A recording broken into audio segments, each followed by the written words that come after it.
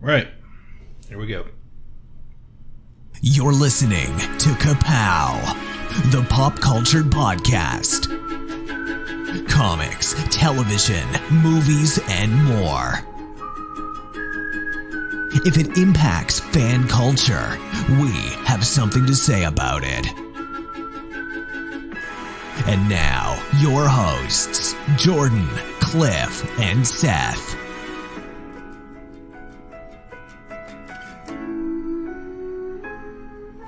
This episode of Ka-Pow, the Pop Culture Podcast, is brought to you by... Is that right? Mike Bloomberg? I'm Mike Bloomberg, and I approve this message. Yeah, looks like our Patreon account all of a sudden has $2,500 in it. Nice. And, contractually, we're now a staff of his deputy digital organizers. These are the people he pays to tweet nice things about him and make memes and things. So that's us now, guys. Why not? I'm in. What do you think about Mike Bloomberg? What? We like Mike. Get out and vote in the primaries if your state hasn't done it yet. And remember, Bloomberg 2020, because billionaires know what's best for us. It's worked so far. Hey, everybody, my name is Jordan Lowe. Cliff Barnes. I'm Seth. We don't really have advertising. We wouldn't take money from billionaires. We're rebels. But if they wanted to be gold level, they're welcome. $2,500. Okay. So,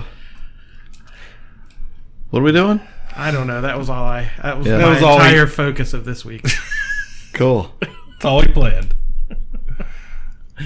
How can you read this? There's no pictures. Well, some people use their imagination. Well, I must hurry back to my comic book store where I dispense the insults rather than absorb them.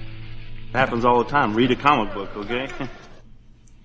Comic books. You talk about something we haven't done for a while. Yeah. Woo! It's been a stretch. All right, sit back, everybody. It's going to be about 3 hours of comic book time. We got to get That's caught what up. everybody comes for. Well, there hasn't been a ton of news. Around the holidays, the books slow down a little bit. The news slows down a little bit. Like, there's no conventions going on or news breaks, but that's changed. With the weekend we're recording now, C2E2 is happening, so we're going to get a whole bunch of new information, releases. There was just a big retailer meeting, the Comics Pro meeting, so there's a bunch of new stuff coming out. No news bigger than Dan DiDio fired from DC Comics. Fired? Fired. I didn't realize that. Yeah, I don't know what's going on over there. Yeah, well, let me tell you. Please, because I really don't know, and I'm interested. I read a lot of stuff about it, and I still am not sure what's happening. So he was the co-publisher with Jim Lee, who, and let me just preface this, no one knows what's happening. So I'm trying to aggregate what everyone thinks happened or is happening. I don't think Jim Lee even knew what was happening.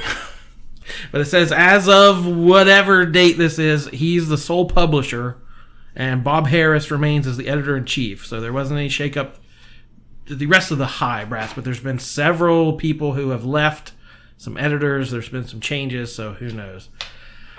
If you don't know who the guy is, he's really kind of the public face of the company.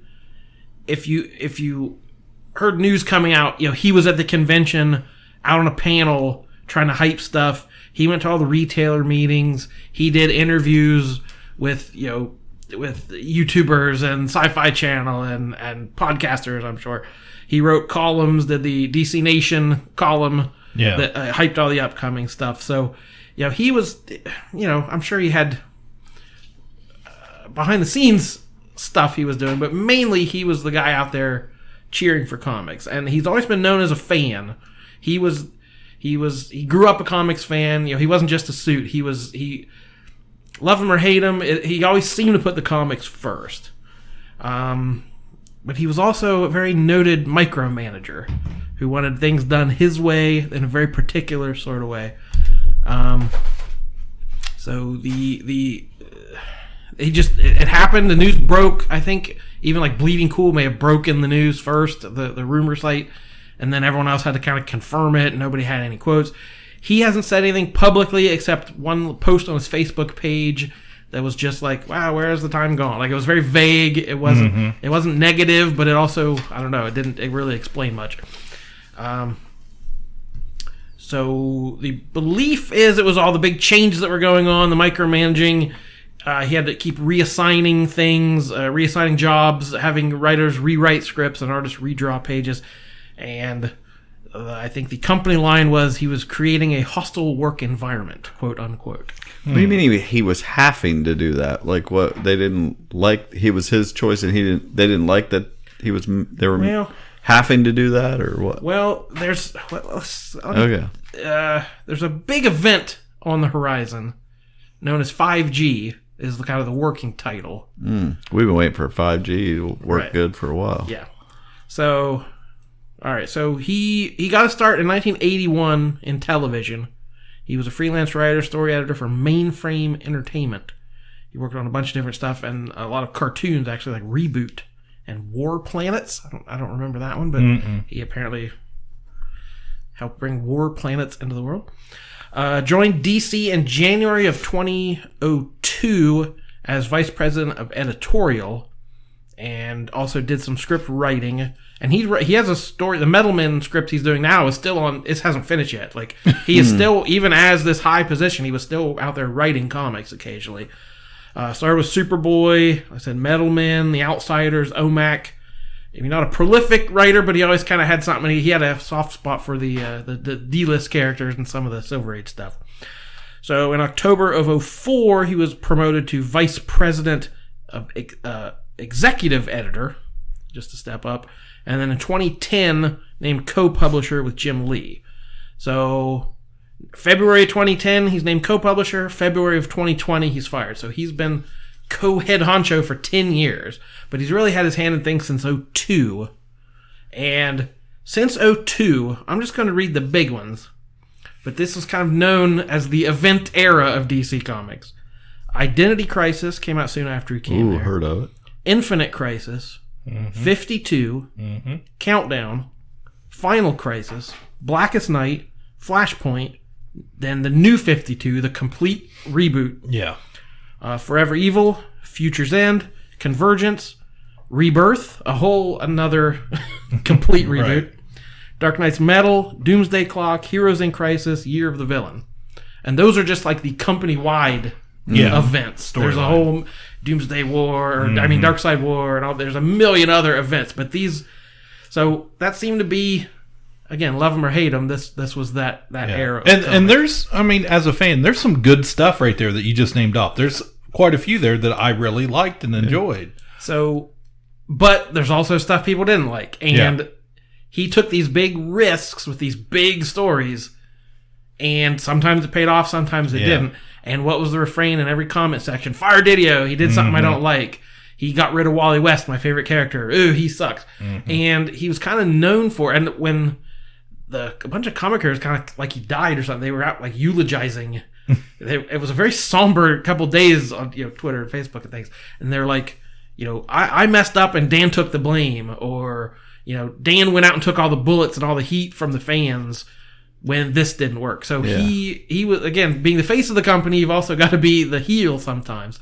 So he would go out and say, hey, I messed up and I didn't, I could have done this better. So again, fans have been calling for him to be fired forever just because they didn't like X, Y, and Z. Whoever's in there is going to always be getting that. And there had been rumors forever. Oh, this didn't go so well. Dan's going to get fired. And every couple years, the rumors would go around. Dan's going to get fired. Well, now he actually is. And the thing they're leading to is this Generation 5. And again, no one quite knows what it is. There's been some more things leaked recently. It is going to lead to a new official DC timeline that includes the entire history. So this is what New 52 tried to undo, make entire DC history was just 5 years long. And everything happened, or maybe it didn't. If you didn't like it, it didn't happen. Yeah. And we squeezed the timeline together. Rebirth said, well, maybe more stuff than that actually happened. And the classic stuff you like did happen. This is saying everything happened. So I saw somebody describe it as ultimate hyper time. So it's a little bit of Marvel's Ultimate Universe and a little bit of the DC hyper time, if you know what that means. if you don't. No, explain it in detail. Yeah, let's do that. But that was a way, again, to bring in all the non-canon stories, like the silly stories from the 50s and things. That's Hyper Time. That explains it. Okay. It was a story shortcut. So this Generation 5, it's already come out, Wonder Woman 750. There's a short story. She is Generation 1. Now, in DC continuity, Wonder Woman was the first hero who showed up around World War I. And that'll be the kind of Golden Age heroes. Generation 2 starts with the first appearance of Superman and all the Silver Age stuff up until the 80s. Generation 3 is from Crisis on Infinite Earths in 1986 to Flashpoint in 2011. Generation 4 is the current continuity, so all the Rebirth era stuff. And Generation 5, we don't know what it is, but this is where all the rumors were coming from of, they're replacing Batman, they're getting a new this, new that. So, as far as the things that have been hinted at, Lucius Fox's son Luke is going to take over as Batman. Jonathan Kent, his son, is going to be the new Superman. There's going to be a new Wonder Woman, a new Green Lantern, either Teen Lantern from Young Justice, or the woman from the Far Sector miniseries that has come out, Joe Sojourner, I think her name is, African American woman. And Captain Boomerang's son is going to be the new Flash, apparently. Huh. So this is sort of people, Boomerang. Yeah, people. Write that down. When this news starts leaking out, people freak out because Marvel did a similar thing not too long ago, replacing Wolverine with X-23, replacing Thor with Jane Foster, replacing Captain America with Sam Wilson, and it didn't go over so hot. Right. For reasons good or bad, people didn't take to it, we'll say it kindly.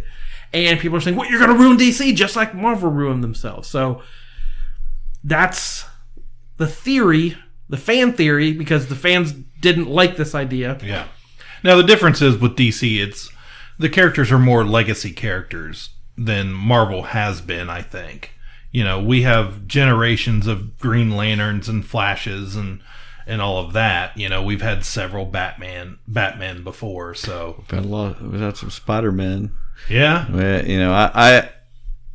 I just think it's always going to come down to Bruce Wayne, Clark Kent, and it always has. Yeah, definitely. And probably you're still going to run into that same stuff versus Steve Rogers. But yeah, we still don't know. Are they trying to do like the 90s when Jump Out Valley is Superman and we broke Batman, we broke Superman's back? Is it going to be a line-wide thing, or is it more like the Ultimate world where it's a whole separate thing? You still have your heroes. Again, we don't know what we're mad at yet, but we sure are mad at something. I would. I guess I would hope it was the second thing. Then you get both. People can have what they want. So that seems to be the idea, that everything happened. We're not replacing anyone. In some continuity, Batman is still Batman. But again, that's why DiDio was fired. The prevailing theory was, okay, this idea is getting so much pushback. Warner Brothers and their new parent company, AT&T, are getting cold feet, and they don't want to lose money on this.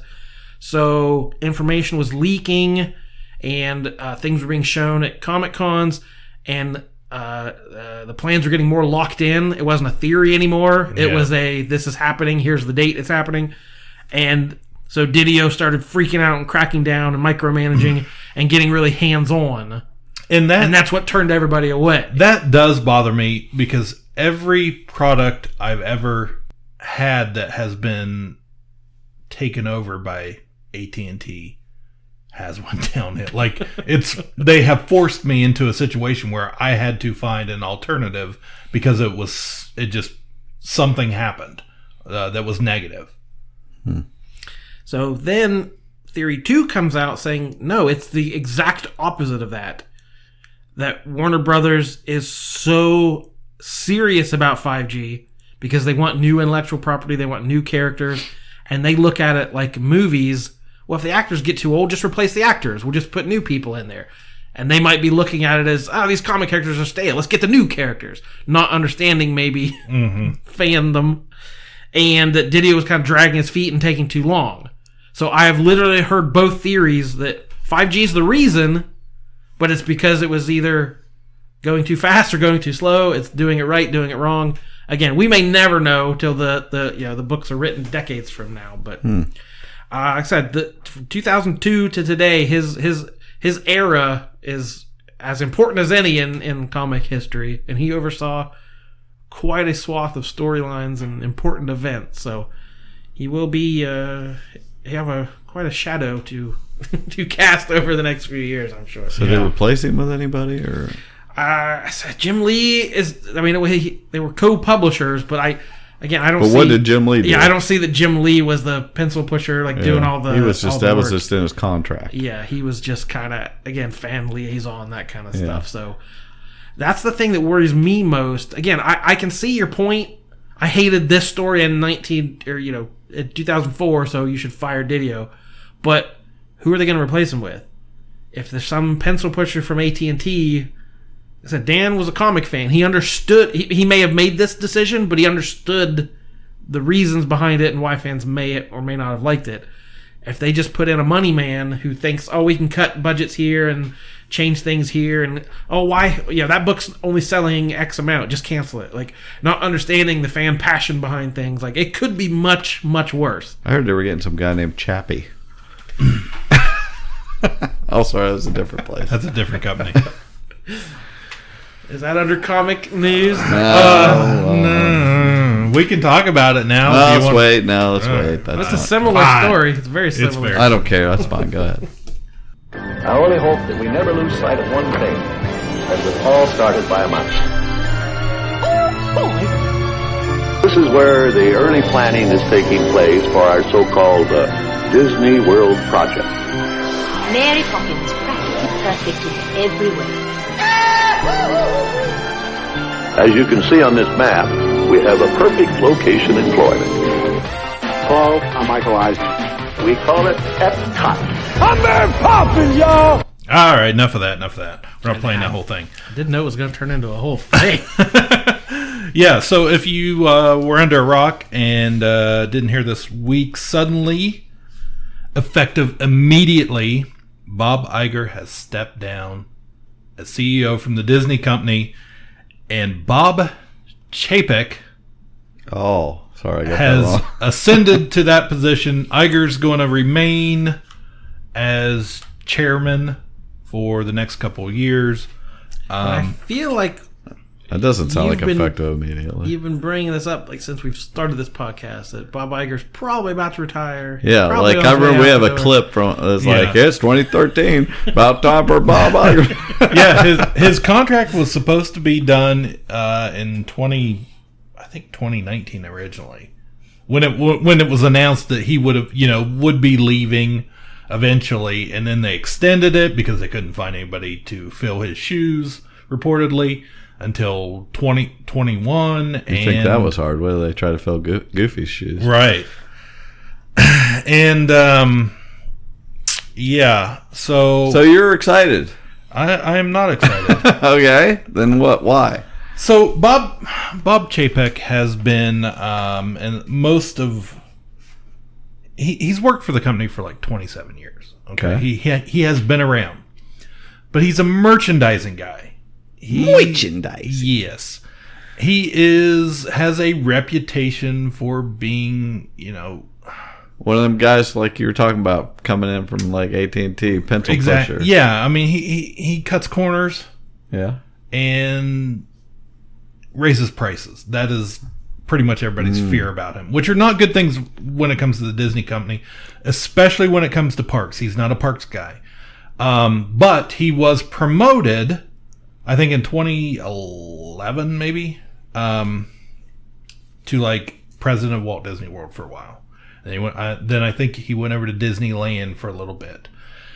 And then he was promoted again just recently to some weird oddball position nobody had ever heard of, that I'm pretty sure they made up because in the fan community, a lot of people speculated he was on his way out. We're just going to push him to the side, give him this BS position, and get him out of here, because they tend to do that. And now he is the CEO of the company. So, what does all that mean? We're not exactly sure. We don't know why Iger is going away just out of the blue. I mean, it was just not a... It only took 7 years. But I mean, it was... Nobody expected a press release saying immediately he's done. And, oh, by the way, this weekend down in front of Cinderella's castle, we're going to have a changing of the guard ceremony, which has never been done before. That's freaking weird. Hey, guys, let's go on... here we are on vacation with our kids. Oh, let's stop at the castle. We got to watch Bob Iger and Bob Chapek out there shaking hands, passing the torch. Get your picture with Bob Chapek, honey. It's so weird. Oh, it's Dean Norris from Breaking Bad. It's so weird. So, we don't know what's... A lot of people immediately were like, oh, Iger's going to run for president. Because people... That's pretty last second. Oprah asked him to run for president years ago. And there was a lot of speculation coming into, I think, 2019 that was a possibility. And he admitted he had considered running for president. Yeah, I don't think so. I don't think it's way too late in the game now, but unless you're, I don't sponsor Mike Bloomberg of this podcast. Good luck, Iger. So we don't know. We got our money. Yeah, we don't know if somebody found some dirt on him and forced him out. Yeah, that was what I was just going to ask. Yeah. Did they do something and now they're like, hey, we got to get you out. Yeah, we just have no idea. We have to have footage of us changing the guard. Don't get too close to Cinderella. It's so weird because everybody thought, here recently, everybody thought it was going to be this other guy.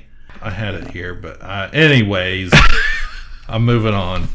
Anyways, we thought it was going to be this guy because he has more of a creative, more of a parks background, and he's the guy that has been running. What is Bob Iger's job? Like, what was he more? Is it more the entertainment side, or is it more the parks? Well, Iger himself was quoted as saying that this last week, he was going to become the chairman for a couple years so he could focus more on the creative aspect of the company. I don't consider Iger to be a big creative force. Like, he's the guy that bought other companies. That's what he's known for. The acquisitions, Pixar, Star Wars, Marvel, all of that. That's all him. And so I don't really understand how he's going to be this big creative force. But, and this guy being, to handle the, Bob Chapek to handle all the business side of things, which, okay. But in 2 years, Iger's going to be gone from this position, and you tell me this guy's going to run the creative part too. So I don't know. All we know about Chapek, he does like to. He's a big pusher of the IPs that they own. So when it comes to like the parks, for me, and we see, very traditional things in Walt Disney World, like Haunted Mansion, Pirates of the Caribbean, Small World, all of those rides were original Disney creations. They didn't have TV shows or movies or anything like that. Okay, there's many fewer of those nowadays. There are, and everything new that's coming in is all Cars and Pixar movies and Guardians of the Galaxy, whatever, Marvel stuff, Star Wars. We have Galaxy's Edge. And Chapek's been a guy that has pushed that as a business decision, like, hey, we can make more money if we use these names than rather inventing new storylines and stuff. We'll just use what we have. So look forward to more of that. Well, I saw it said the stock took a little bit of a hit. Yeah, and people were like, as soon as it started going down, people were like, "Oh, is Iger getting out while the getting's good here because the stock price is going down?" Well, maybe. I was worried because I know my brother Justin owns one share of this. So I keep an eye on the stock market just for that. We don't need him going under. He goes under, we go under. Yeah, it's really kind of. This is I'm not done with comics. Okay, back to them. There was a big announcement for Locke and Key this week, or this past week. Not something I would have ever expected. No, but I can see it. 'Cause, I was pretty excited. It's a crossover cover was released showing an issue coming out in October of this year. Crossover of Locke and Key and the Sandman universe.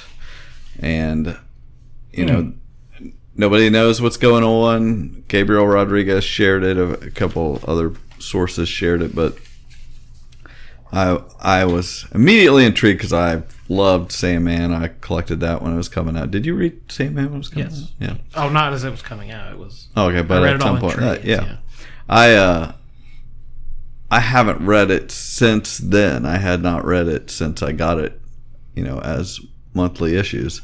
But I got a couple absolute editions over the last couple of years for Christmas from a good friend of mine, and so I was like, I saw that, and I decided to start reading. So I read those. I've got another one on the way. I'm getting caught up, but I was gonna kind of explain the cover now that it's fresh in my mind there, because on the cover they show this like mystic circle with candles around it and a key floating there. You know, like there's almost always a key on the cover.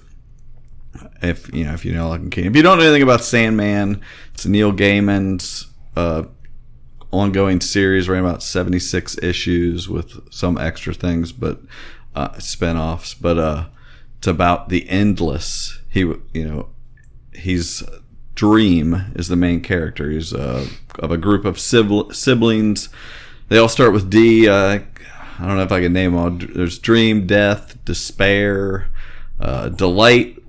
She was Delight, and then she became Delirium, Destruction, Desire, Destiny. That might be all of them. But they just kind of cover all they're not gods, but they're in charge of their realms or whatever their jobs are.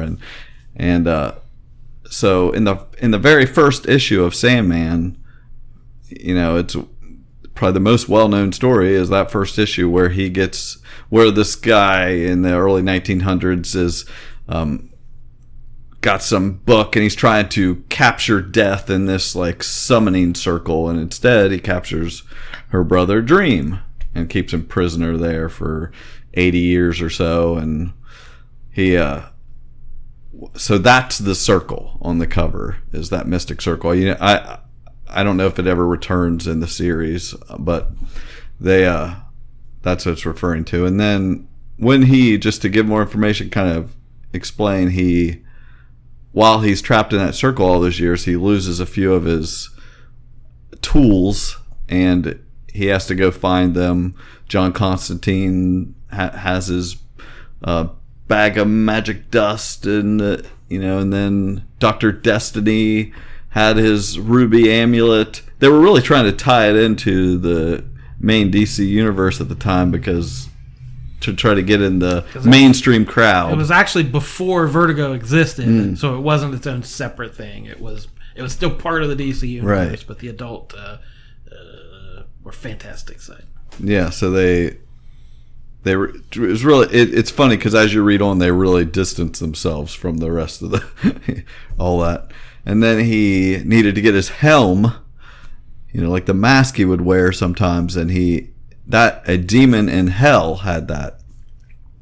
So he had to go to hell and have like a battle of wits with this demon to get the helm back. And while he's there, he saw there's this woman he recognizes that is down there being tortured in hell, as you do. And it's kind of noted for a second that he knows her, but then goes on. Well, fast forward to maybe the third or fourth arc of the series, Seasons of Mist. Fourth, okay. He is, there's a issue where all the siblings get together, and they're not sure why. Destiny just knows they're supposed to get together because something's destined to happen. And what it was they were basically calling out Dream on his. They're like, you need to get woke. They're like, this girl which there was an issue in between there that explained the story, but they're calling him out on what he did. Him and this girl fell in love, and she, he basically said, we should be together. You could be my queen. And she said, it's kind of weird to be the queen of dreams or whatever. So, no thanks. And so he banished her to hell, and she's been there for 10,000 years, which is a long time. That's a lot. I think she might have wanted to just be the queen of dreams. But anyway, so he's like, okay, was that wrong? He does the George Costanza.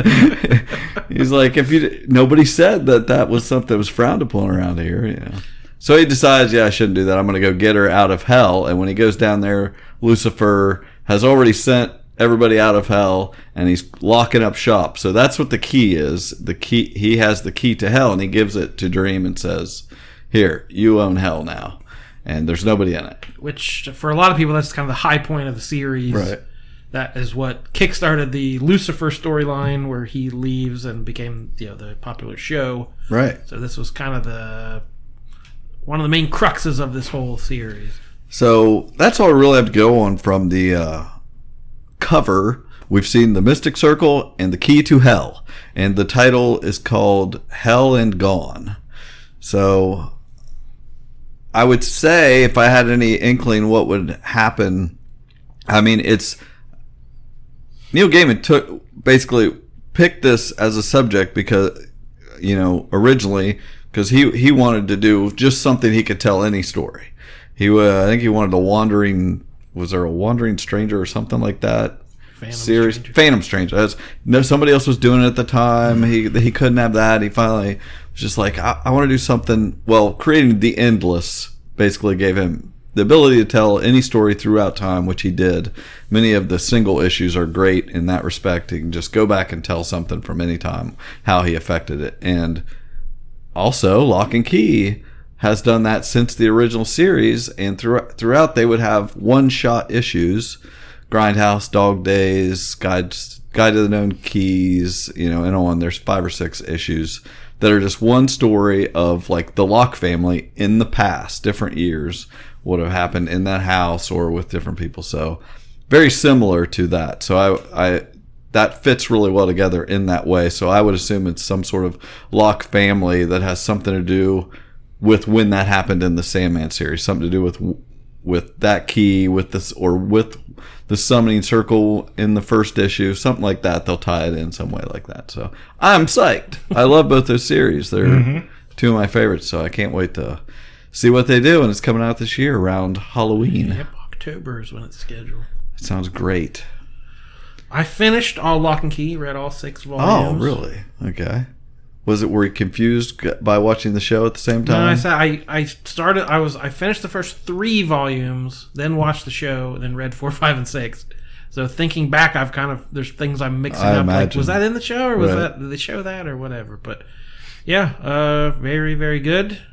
I would read more for sure. So we're lucky. I forgot to say last time when we were reviewing the show, I enjoyed it. I'm glad. I hope they get more. I expect they will.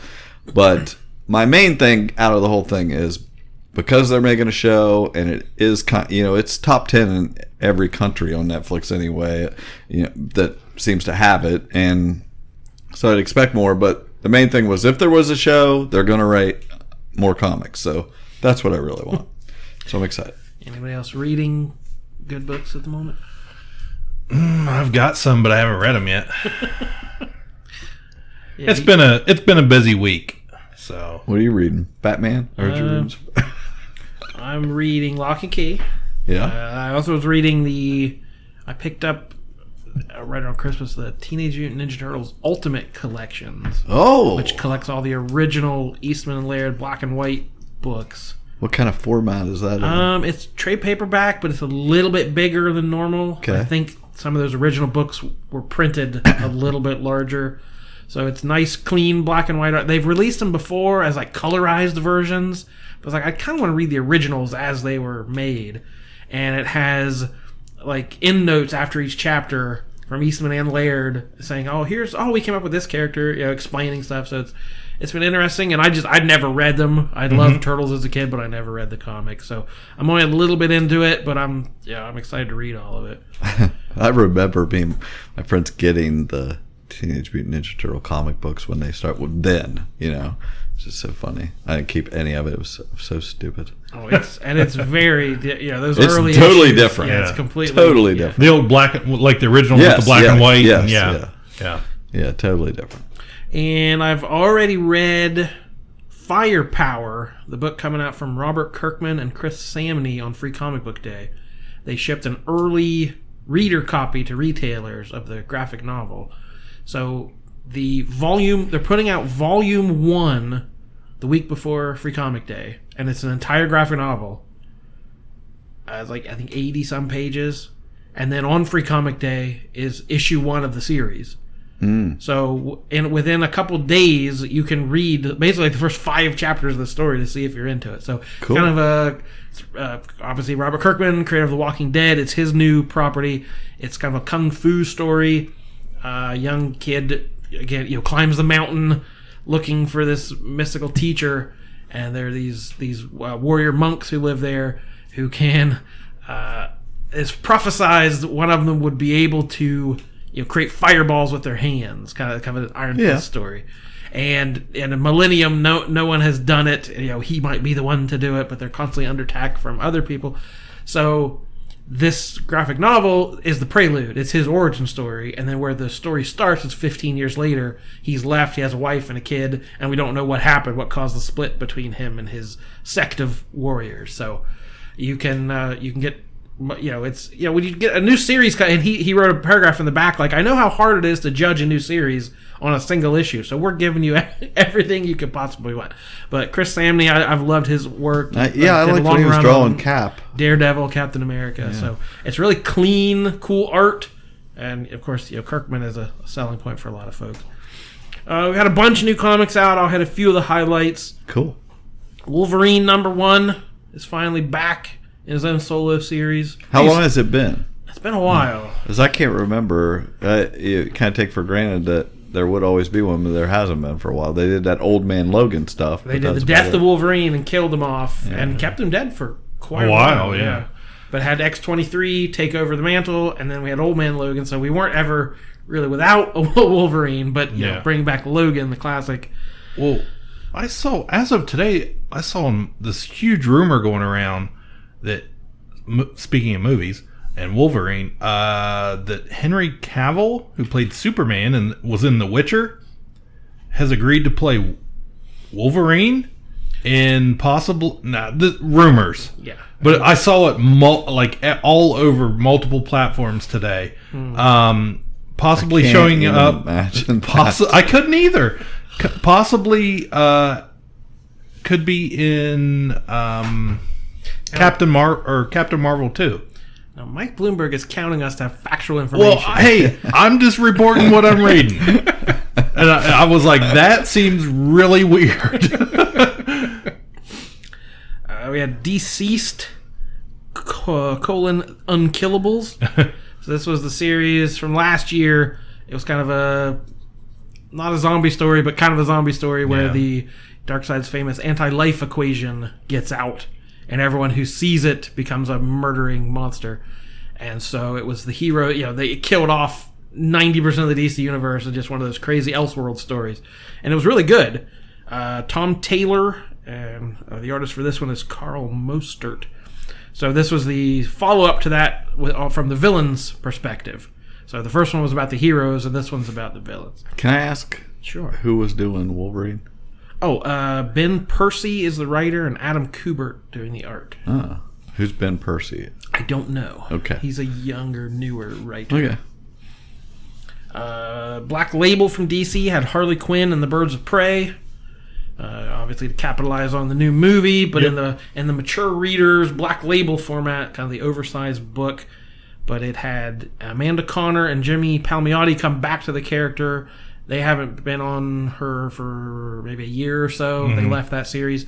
But it's Amanda Conner doing the art, which she hadn't done in a long time. So that's the big selling point. Her art is gorgeous, kind of cartoony, very colorful and over-the-top art. So. Wasn't there just a Harley and Poison Ivy, six issue miniseries? A miniseries of those two. It was pretty popular, though, wasn't it? Yeah. Did you read through it? I didn't finish it, but I read a little bit of it. Yeah, I picked up that last issue just as I wanted to see what happened, and I kind of got spoiled a little bit. That's what happens when you read the last issue before you know. Yeah, obviously. I got spoiled. You should write in. Yeah. Harley, again, having a moment. I wouldn't advise, though, starting with issue 6. Start with number 1. Spoiler alert. It should have had a spoiler alert. It should have. I know! Thor number 1 out from Donny Cates and Nick Klein. They are taking over for Jason Aaron, who had been on Thor for like 10 years, I think. Like as long as Dan DiDio. A very long run on Thor. Very epic, very mythical. So they're taking it and they're turning it a little more cosmic. There's this foretold the Black Winter is coming. So Thor has to go out across the cosmos to stop it.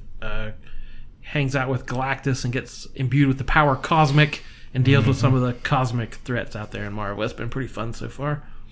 They've also had there's been a weird stretch of just one-shots coming out like crazy from Marvel, especially. They did 2099. They did a whole bunch of one-shots from there. They did The End, which was probably back in the Marvel Knights days. The End, I had the first few issues. I think I gave them to you to, or something. I gave them away at one point. Is Jim Starlin or something? Or? Yeah, I think he did the main series. And then it was just the kind of story. What's the last story of Spider-Man or the Hulk or whatever? It's kind of future set stories saying how would they wrap up, and they did a whole bunch of new ones. DC did their Tales from the Dark Multiverse, taking over the Dark Knight's metal thing and doing a bunch of Elseworlds like Death of Superman, Blackest Night. Like what would happen if those stories took place in the Dark Multiverse? Yeah, I picked up the Blackest Night because I loved Blackest Night when it came out. That we were talking earlier about some of the good things, in the last 10 years or whatever. That was definitely one for me. So fun Elseworldsy type stories. My favorite book lately has been John Constantine Hellblazer. We don't have a Vertigo label anymore. It's Black Label now, but it's Cy Spurrier and Aaron Campbell. They moved him back to London. It's a mature reader's book again. Though I didn't need it to be explained because Constantine has been in the regular DC universe, and they had him like, wow, the last few years are a blur. Like they tried to explain I don't need the continuity behind it. But it's been really excellent. You don't, but somebody does. Maybe.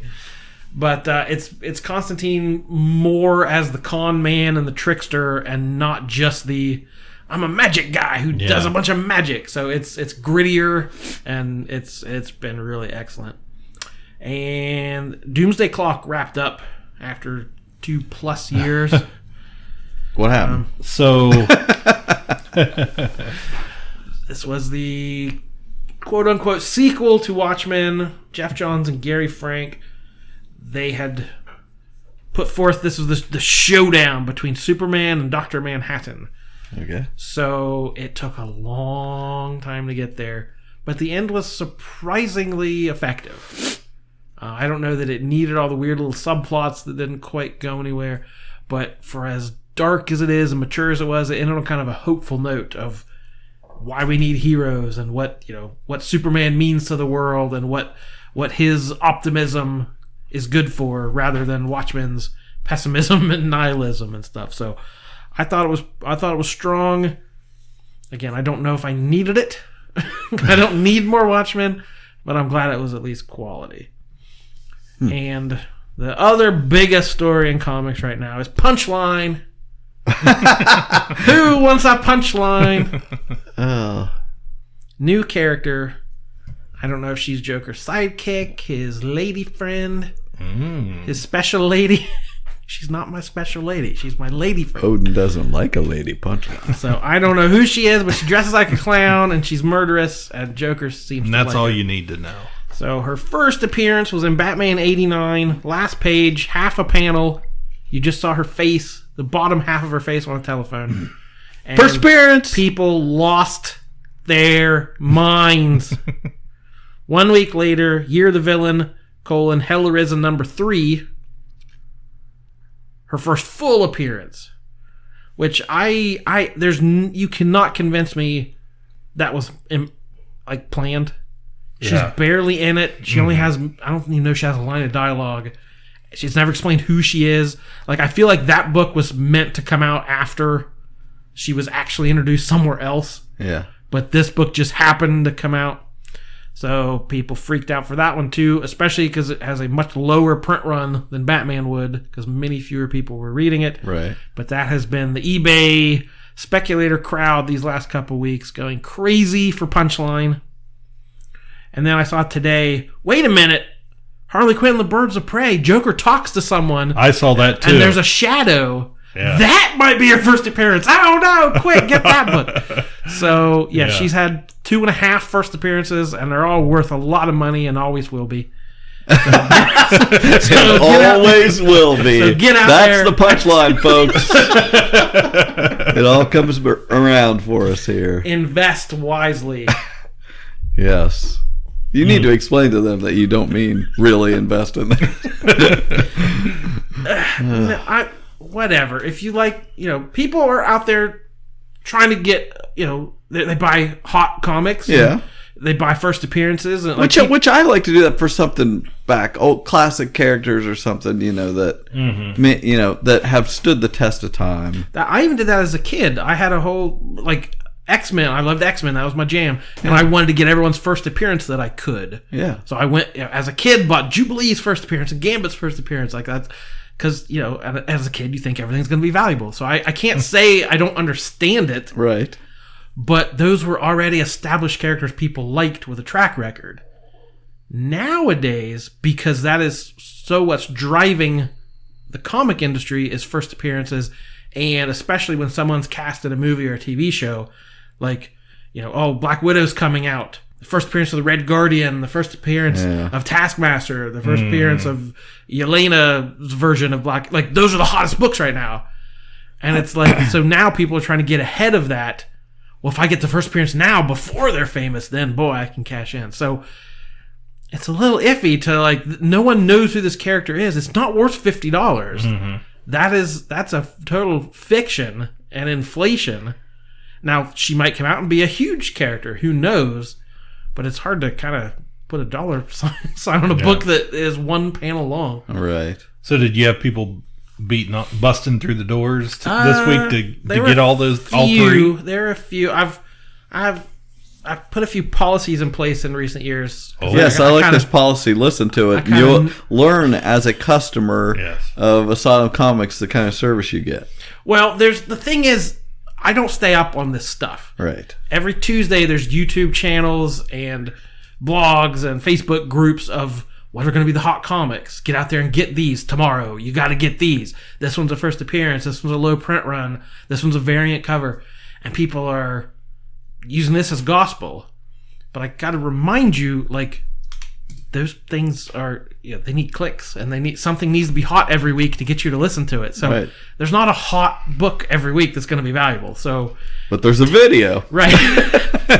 Take it with a grain of salt. Take advice from YouTubers. And Jordan is not watching those videos. Yeah, I'm not watching them. So you should start watching them, and you should start promoting and getting more people in the store. But that's the problem. Is those are last minute. If you told me 3 weeks ago. Yeah. You wanted multiple copies of this book because you think you'll like it. Boom, I can get you as many as you want. But the day before, I'm already locked in. The books are shipped. There's nothing I can do. Right. And a lot of places, you can't get any more. Marvel stuff sold out immediately. DC's a little better, but not in this case. But yeah, it's tough to... There's a few customers, I see them coming, and I panic. Oh no, what was big this week?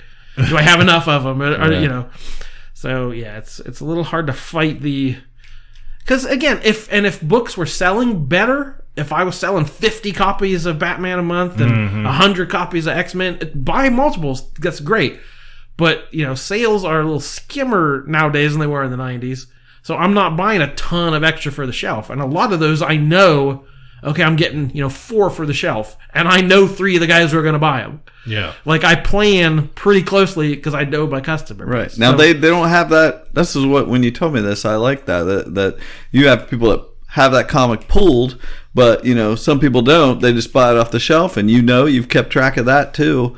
That's why you stock it. But there's going to be this run, and so you take those off the shelf for those customers. Yeah, so I love that. You're the villain. I didn't even have any on the shelf because I knew I was selling out every issue that came out, and I knew who bought it. Right. So I thought, well, if they come in on Thursday, I'm not going to have this book left. So I basically, they don't have a pull list, but I pulled it for me. Right. Now, I would explain that to them and say, maybe you ought to start a pull list. Oh, believe me, every customer comes like, now, I saved you one of these. You know what it's going for on eBay? Like, trying to get the credit for it. Yeah. Okay, well, the story sucks now.